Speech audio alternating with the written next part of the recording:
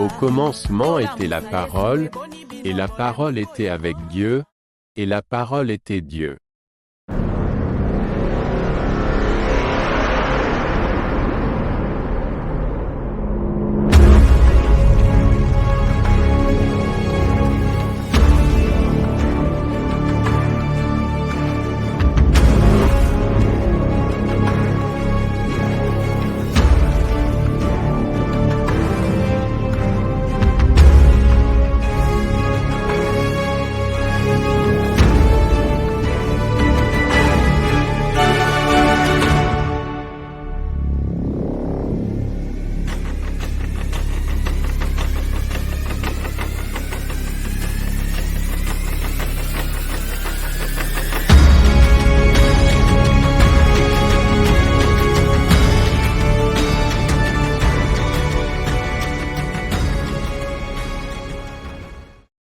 Cela importe d'autant plus que vous savez en quel temps nous sommes, c'est l'heure de vous réveiller enfin du sommeil, car maintenant le salut est plus près de nous que lorsque nous avons cru.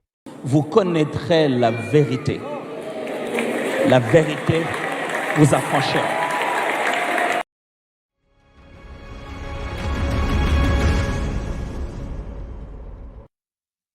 Shalom, frères et sœurs. Toujours fidèle à son poste, la sentinelle ne rate aucune occasion pour vous tenir compagnie. Quelle est la différence entre la spiritualité et le spiritisme? Suivons La spiritualité et le spiritisme sont deux concepts distincts qui partagent un intérêt pour des dimensions non matérielles de l'existence, mais ils diffèrent grandement dans leur nature et leur approche. En résumé, la spiritualité est une approche large et inclusive de la quête de sens et de connexion avec le divin ou l'univers, souvent très personnelle et subjective. Le spiritisme, en revanche, est une doctrine spécifique et structurée, focalisée sur la communication avec les esprits des défunts et sur la compréhension de la vie après la mort à travers des médiums et des pratiques codifiées. Voici donc les éléments qui caractérisent un homme spirituel, selon le livre de Galates, chapitre 5, au 22e verset. Mais le fruit de l'esprit, c'est l'amour, la joie, la paix, la patience, la bonté, la bénignité, la fidélité, la douceur et la tempérance. Parole du Seigneur. Comme promis, tous les dimanches, Sentinelle a se disponibilisaka po toya tosolola ensemble tokabola makanisi na biso na makambo etali bonzambe. Sentinelle abengami mpona koya kokritike basali na nzambe te na kati ya retour à la parole toyaka kosakana na basali na nzambe te toyaka kokritike basali na nzambe te ate ya lokuta ate ya solo tosadresaka na basali na nzambe te po en principe okoki koteya moteyi te moteyi azali lokola molangi oyo esi etondi mai babakisaka lisusu mai likolo te po ekokota te ntango sentinelle ayaka na retour à la parole ayaka nde kosunga bana na nzambe bafidele mpona kozongisa bango na kati ya maloba na nzambe bazonga na nzela ya malamu. Yesu azali nzela, azali bomoi mpe azali lisekwa. Lokola Yesu azali nzela, yango sentinelle ayaka mpona kozongisa bana na nzambe na nzela. Perdition eleki makasi. Babungisi bana na nzambe mingi na makambo ebele oyo bato bazali kosala. Kasi lelo toyeli nini awa? Lelo sentinelle alamuki mpona koya koyebisa bino ete tozonga na kati na bosantu. Boti kolanda dokima oyo tosali wana ete spiritualité na spiritisme eza biloko mibale différent. Na kati ya mukanda ya 1 Corinthiens, Thomas Paul azali kolobela l'homme spirituel. Azali kolobela bato ya spiritisme te, bato ya misala ya bonganga te. Azali de kolobela un homme spirituel. Ndenge toti kolanda na dokima oyo tosaleli bino, boyoki homme spirituel azali nani? Esengeli nini mpona kozala homme spirituel? Tango ya kala église etondisamaki na bato ya molimo. Lelo toye komona ke bato ya molimo bazali na église te. Na kati ya église tokomi biso nyonso kaka ndenge moko. Yango bozali komona bapayen bazali koloba ke na biso na bandimi toza na biso kaka ndenge moko. Ezali mpona nini? Par rapport ya ba réaction na biso tozali ko manifester na kati ya société. Mutu oyo aza na kati ya maloba na Nzambe, oyo abotami sika, akomaka mutu oyo babengi na lingala mutu ya molimo, na français nde tobengi l'homme spirituel. L'homme spirituel aza ndenge moko na bato nyonso te. Ayebanaka na nini? Ayebanaka na ba réaction na ye. Ndenge nini areagisaka na kati ya société. Mutu oyo azali mutu na molimo amemaka na kati na ye bambuma ya molimo. Ndenge Bible ezali kotalisa biso awa. 14.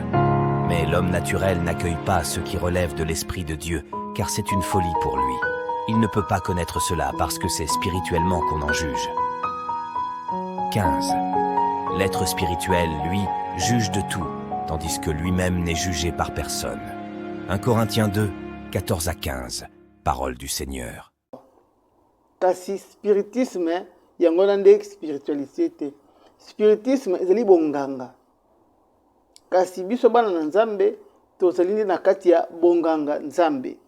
Na linga la différence entre bonganga na bonganga Nzambe nde yango tobengi spiritualité na spiritisme. Il est très important bana na Nzambe koyeba ete bato bazali koyebisa bino spiritualité na ba Facebook na ba réseaux sociaux bazali koinduire bana na Nzambe mingi na erreur. Parce que tant bazali kolobela likama molimo bango bazali kolakisa bino ba pratique oyo ya bonganga. Nzokande esengeli tozala nde na bonganga Nzambe. Na bonganga Nzambe yango nde spiritualité. Mwana na Nzambe oyo asi abotami mbala ya mibale elingi koloba nini? Elingi koloba nature na yo ya bomoto ya liboso ekufi. Ozwi nature ya sika. Tango ozwi nature ya sika, tala biloko oyo ekokoma na vino yango. Voici donc les éléments qui caractérisent un homme spirituel, selon le livre de Galates, chapitre 5, au 22e verset. Mais le fruit de l'esprit, c'est l'amour, la joie, la paix, la patience, la bonté, la bénignité, la fidélité, la douceur et la tempérance. Parole du Seigneur. Bien-aimé dans le Seigneur, il est vrai que tango mosusu mutu moko akokoka kozala na nyonso te oyo Bible euti kotanga. Mais ezali important kozala na oyo ezali essentiel pona kokokisa bomo ya molimo. Tango mutu akomaka un homme spirituel, nde yango Bible ezali kobenga un homme fait. Mind na yo makanisi na yo kozala sous lokola mutu mokili te, ba réaction na yo kozala sous lokola mutu mokili te, okozala mutu oyo aza ko réagir ndenge moko na bato ya mokili te. Yango boso mona lelo bato tellement baza trop charnel. Ezo senga ke mutu po bayeba kasambelaka. Il faut koma pasteur Kingandi na atalinga akoma na Facebook au koma kombo na ye pasteur Michael au koma frère Michael po bayeba ke asambelaka. Mais un homme spirituel asa na posa ya kobakisa pasteur liboso kombo na ete po bayeba kaza spirituel. Misala na ye moko nde ekopesa ye identité ya sika ya bonzambe. Identité ya mwana nzambe bafabrikaka yango likolo ya kombo te na patronyme te. Bafabrikaka yango na prénom te. Bafabrikaka yango na titre moko songolo te. Eza titre nde ekomisaka mutu na kati ya bonzambe te. Erreur wana o basaleli biso nde esali ke lelo na kati ya église toza na bana nzambe mais baza na bango kaka charnel ndenge moko na bato baza na mokili. Yango bozo mona bato mokili bazo sepela makasi bazo tchola bana na nzambe bazo loba ke toza na bino kaka ndenge moko. Frère, vi na biso eza température ndenge tofandaka na kati ya société, ndenge tofandaka na bato eza température mobimba oyo bato bamekaka biso. Bible eza koyebisa biso ete tozingami na batémoin ebele. Yebake bato nyonso fandaka na bango ata oyo ya ndako, ata ya lopango, ata ya quartier, misu na bango eza epai na yo batalaka yo. Ndeko yebake tozingami na batémoin ebele oyo batalaka biso. Mais cela ne veut pas dire que toko créer bo santu moko pona bango. Tozo créer bo santu te po batu bandima biso, po ba apprécier biso te. Bambuma ya molimo mosantu esengeli ebota makati na biso. Tango moto ayambi molimo mosantu, c'est le Saint-Esprit qui produit des fruits en lui. eza na effort na yo te kosala effort te ke obima mutu malamu na miso ya bato e kosala yo homme spirituel te kosala effort bato ba apprécier yo e kosala yo homme spirituel te ezali nde molimo nzambe nde ekokomisa yo un homme spirituel ou une femme spirituelle molimo mosantu akobota mbuma kati na yo biloko oyo ekobanda kosala makasi na yo ekodépendre na makasi na yo te ezali nde likambo ya nature soki kaka ya solo obotami mbala ya mibale osali expérience ya nouvelle nature nde Saint-Esprit kati na yo akobanda koproduire bafruit oyo ekomami na kati ya maloba na Nzambe. Il faut vérifier ka vie na yo chaque jour. Est-ce que bafruit wana eza na kati na yo? Je ne dis pas que ata nyonso ekokaka te, mais soki mingi ya bafruit oyo Bible etangi eza kati na yo ezali déjà positif ko vivre une vie spirituelle. Kosala effort moko te ke ozala mutu malamu, kosala effort moko te ozala mutu kimia, kosala effort moko te ozala mutu ya bopolo pe mutu ya boboto. Basoka ngona effort te. Ezali na makasi na yo te. Ezali nde na molimo na Nzambe, nde bambuma ya molimo ekobima kati na yo pour que okoma homme spirituel. Mon frère, ma sœur, message on a memeli yo lelo eza ko ebisa yo ete tu dois être différent de païen. Ceux qui sont différents na ba païen te ndeko na ngai, tu fais un travail vain. Effort zo ko fournir wana eza ya pamba. Yango Seigneur ayebisaki biso ete soki bolingo na biso ekokani kaka na ba pharisien toza ya Nzambe te. Soki façon na yo ya kolinga eza ndenge moko na ndenge bato mokili balingaka. Frère, tu fais un travail vain. Tika lelo Nzambe apesa yo ngolu molimo mosantu aya kofanda kati na yo a produire kati na yo bambuma. Ozana bato muso otalaka oanviaka bango basambelaka baza kimia, mais pona nini yo ozakaka tilelo ndenge moko na bato mokili par rapport à tes réactions, par rapport à ta façon d'être. Ozana kaka ndenge moko na bato mokili, ndenge moko na bato famille na yo, ndenge moko na bato quartier na yo, ndenge moko na bato ndaku na bino, ndenge moko na bato ya ba collègue na yo ya service te. Bien aimé, nanu obotami sikate lelo na memeli yo grâce oyo na ko pesa yo pasa nord.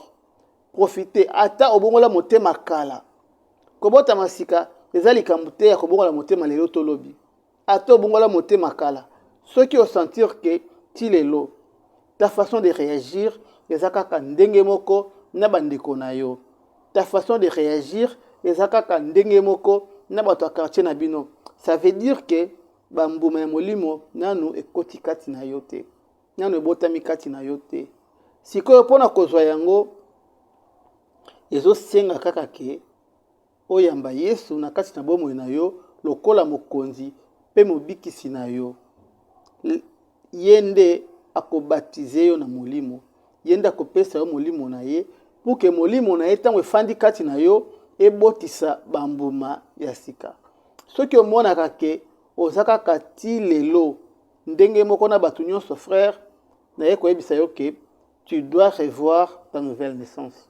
Est-ce que botama ki pende ya solo ou bien okendeki kaka na loyenge parce que bazalaki kosala malongi ya libatisi na église yo pe s'inscrire na baptême ozwi baptême mais obotami sika te.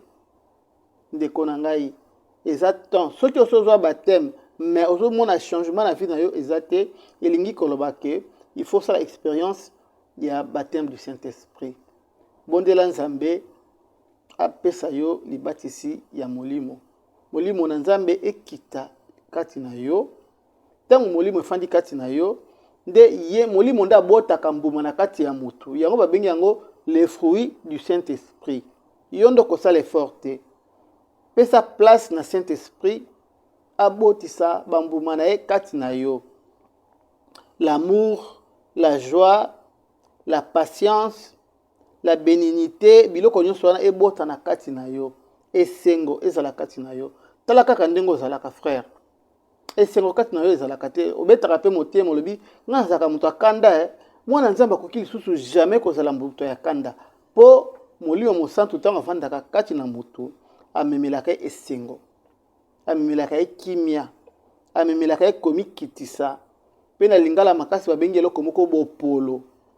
Kozala na bénignité, kozala na bopolo, motema ekita, okoyeba ngo ndenge nini makambo nyonso oyo tala kaka tango ozwaka ba action tango tubayelaka na action liboso na yo réaction na yo ezalaka ndenge nini soki ti lelo réaction na yo eza par rapport ya caractère na yo eza par rapport ya ba habitude na yo frère yeba ke lelo osengeli osenga molimo mosantu na kati na bomoi na yo nga na kolakisa yo ndenge ya koprier te il y a pas une formule pour la prière po bayebisaka bino na église loba boye wana yotiza prière te parce que ezali mutu nde azopesa yo maloba la bonne prière ezali osexprimer yo moko mon frère tango okendaka kosenga papa na bino mbongo minerval nani alakisaka oke loba boye yo moko nde okendaka osengi mbongo eza ndenge moko na nzambe kozela te mutu alakisa yo ndenge ya kosenga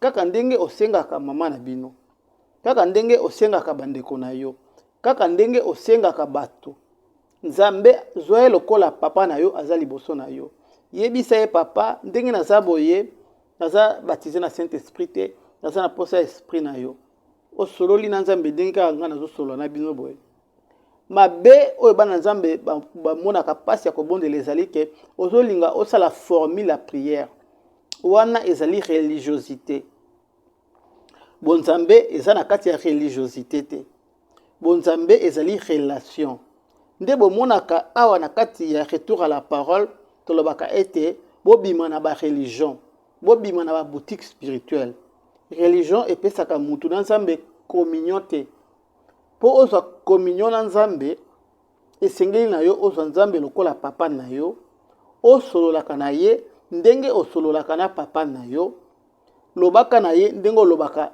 na bato nyonso baza liboso na yo nazopesa yo ndakisa oyo okoki kozala oza na volant ya voiture ozotambusa ozobima sololaka na nzambe oza na nzela ozokende wenze solola na nzambe kozela kaka teke ntango tokomata na ngomba ntango bakosala appel ya kokende na mangengenge nde na kokende kosambela wana eza losambo te wana ezali religiosité ntango ekoki bien aimé olamuka na pongi oyo bakotisaki yo ya kokanisa ke mpo nzambe ayokela yo il faut kende mangengenge il faut kende luzizila botika bahabitude wana frère ezozongisa bino na nsima lelo nzambe aye kolamusa ngai mpo nayebisa yo ete koma homme ou femme spirituelle. Il n'y a pas de la magie pour ça.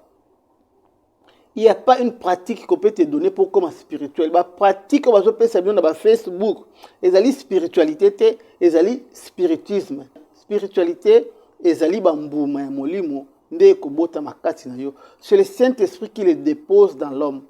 Okomona, okomi na patience moko boye, okomi na amour moko boye, okomi na avant ya ko réagir ozo kokalisu kosala te selon yo. Ozalaka mutu akanda ozalaka so mutu akanda te. Nde bomonaka mutu mususu azosutuka alobi soki tangu nazalaka penda mutu omenasi na gifle likambo boye menasi na tomboki parce que ezali susu yende azosala te. Yango Thomas Paulo akomaki na niveau ya kolobake si je vis ce n'est plus moi qui vis c'est Christ qui vit en moi. Nde yango wana spiritualité. Oyo bazwe fisa yoke kende buka makasu mibale chana sali peka sala boye kota na sambetu sambela na 0 heure wana eza spiritualité te wana eza spiritisme nde yango Yesu asengi biso te. Spiritualité balukaka yango na ba pratique songolo te ezali grâce. Les dons du Saint Bible eza ko benga molimo mosatu kati na biso te eza don. Yesu amataki likolo asopeli biso likabo ya molimo. Molimo mosantu kati ya bana na Nzambe ezali don, ezali pratique songolote. Il n'y a pas une pratique pour chercher la spiritualité. Nalandaka mingi na Facebook ba mercenaires moko bazoloba, voilà les pratiques pour être spirituel, il faut que ça la boy, il faut que les ana pratique moko te frère muta ko sayote, il y a aucune pratique pour devenir spirituel. Ezali kaka koyamba Yesu lokola mokonzi pe mobikisi na yo na ndenge ya solo Yesu nde akopesa yo likabo na ye. Le Saint-Esprit c'est un don pour l'église. Yesu asa sopa yango pona église. Biso tozo lokota kaka ne tozo kota kaka ne na kati ya grâce wana nde to yambi molimo mosana. Frère, mikotisa kaka na grâce wana na kati ya église okoyamba molimo mosantu banda lelo oyo nga na ekoyebisa lelo ezali que mutu akosa yo te que il faut faire ceci il faut faire cela pour être spirituel lokuta mutu akosa yo te que il faut prier toujours à 0 heure il faut prier chaque jour à 12 heures nde okoma spirituel lokuta eza na pratique moko te oyo ekomisaka mutu spirituel. Évangile de Jean, chapitre 1, versets 12 et 13. Mais à tous ceux qui l'ont reçu, à ceux qui croient en son nom, elle a donné le pouvoir de devenir enfants de Dieu, lesquels sont nés non du sang, ni de la volonté de la chair, ni de la volonté de l'homme, mais de Dieu. Jean 1, 12 à 13. Parole du Seigneur. Molimo mosantu ezali likabo Yesu asi apesa biso. Quitte à toi et à moi, tomikotisa kaka na kati ya grâce et puis nous l'avons. Yende akobanda kobongo la biso na nouvelle naissance na biso eloko elakisaka ke muto akomi ya sika ezali habitude na ye na caractère na ya botama nango ekufi makambo mususu ebotami kati na ye bambuma oyo Bible eza kolakisa biso awa. C'est ça le résultat du baptême du Saint-Esprit. Et ça na ba pratique oyo bato mokili basalaka pona kokoma na spiritualité na yo benga ngo spiritisme. Kasi spiritualité eza spiritisme te. Spiritualité ezali kobota mboma ya molimo po okoma un homme accompli. Mon frère, ma sœur, objectif ya émission lelo na ekoyebisa yo ke lamuka na pongi. Ata na émission moko te o bolandaka na ba Facebook, na ba YouTube, partout na internet, au moins un prophète moko ayekoyebisa yo ke buka makasu, buka boye, tana muto mbetu kendo sokola na mai na ba clou de girofle pour aux chance. Wana ezali spiritualité te. Wana ezali bonganga kisi. Biso bana na Nzambe toza couvert na kati ya bonganga Nzambe. Lelo oyebi siko différence entre bonganga kisi na bonganga Nzambe. Ata mutongo balobi aza prophète. Aye koyebisa yo ke zo liseke tshana sambetu na yo zo makasu misatu tshana kisa kiti po fandela. Aza prophète ya lokuta kolanda biloko wana te. Il y a aucune pratique pour devenir spirituel na bandeli yango lisusu. Il n'y a aucune pratique pour devenir spirituel. Notre vie spirituelle est un don. Est un don que notre Seigneur nous a donné. Il te suffit seulement de croire et de donner ta vie en Christ. Christ va te bonifier de son esprit et c'est cet esprit qui viendra sur toi qui va produire des fruits comme la bénignité, comme l'amour, comme la patience, comme la tempérance. Ce sont des choses que le Saint-Esprit donne. Tu n'as aucune pratique à faire pour le recevoir. Tala oyo na memela kiyo mwaloba muke mukolo lelo juste kaka pona kola musayo mais mateya na tikeli pasteur na yo ateya yo ngala la musyo kaka la muka continue à suivre les prédications de ton pasteur pe la muka zonga na kati ya nzela ya maloba na Nzambe kolanda ba farceur ya ba Facebook te kolanda ba escroc ya internet te bazo ko pesa no ba pratique pour comment spirituel faut ça la boyer. Il faut sokola mai boye yo tshelo kotel na mai tsa mungu na mai e bongo sokola ko sala lisusu biloko wana te eza bonganga kisi eza na ba prophète na Kishasa oyo batindaka bato tsa mungu na mai kende ko sokola ko sala eloko wana te ezali idolâtrie soko bande ko sala yango liboso po oyeba kite lokola lelo oyebi mon frère ma sœur ko tsheli lisusu mungu na mai pona ko sokola te peso chance ko tsa makasu na mai te po pesa yo chance ezali bonganga kisi tikela yango bato mokili mwana Nzambe maloba oyo lelo ya muke kaka oyo na pesi yo ekota na bomoi na yo olamuka Nzambe asunga yo soki ozalaki kolanda maloba ya ba escroc na ba Facebook na ba YouTube kolanda yango lisusu te vandela mateya ya pasteur na yo mettre yango en pratique lobiko yango na ozana yango na maboko. Que Dieu vous bénisse. Pona lelo na suki awa soki kolo masia aumeli pona koya akomi nanu te tokutani lisusu semaine prochaine na makambo ya sika oyo Nzambe atotia na motema na biso pona kobeta ngonga mpe kolamusa baoyo banso baza na kati ya pongi ya molimo. Lamuka na yo libela na kombo na Yesu Kristo. Et bye bye.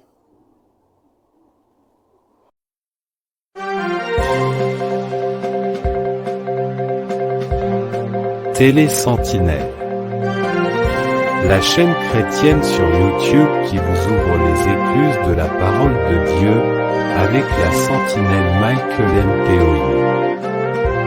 C'est le temps de nous réveiller du sommeil spirituel.